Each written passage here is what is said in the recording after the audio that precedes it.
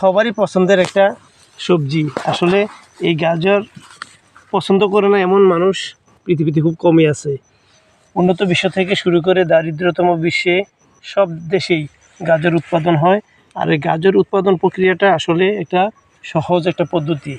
গাজরটাকে আমরা গাজরের যে বীজ মাটিতে বপন করি, বপন করার পরে এটাকে সেচ এবং নিড়ানি তার মাধ্যমে গাজর তৈরি হয়। আসলে গাজর উৎপাদন প্রক্রিয়া সহজ হওয়ার কারণে এবং দামেও খুব চাহিদা বেশি। যে কোনো সময় বাজারে গাজরের চাহিদা বেশি থাকে।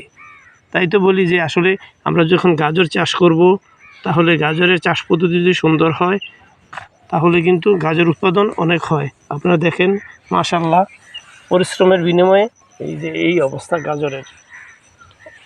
আশা করি আল্লাহর রহমতে ভালোই হবে, কারণ গাজর আমার পছন্দের একটা সবজি। আর বিশেষ করে গাজর পছন্দ হওয়ার কারণ আছে, এতে প্রচুর পরিমাণে ভিটামিন এ সমৃদ্ধ একটা সবজি।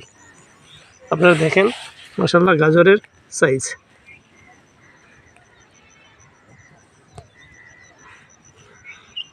তো সবাই পাশে থাকবেন, কৃষি আপডেট পেতে নতুন নতুন সবজি নিয়ে আমরা আসছি। বলা বাহুল্য, এই সবজি চাষে আমরা সাধারণত কোনো কীটনাশক ব্যবহার করি না, কোনো রকমের বিষ নেই এখানে।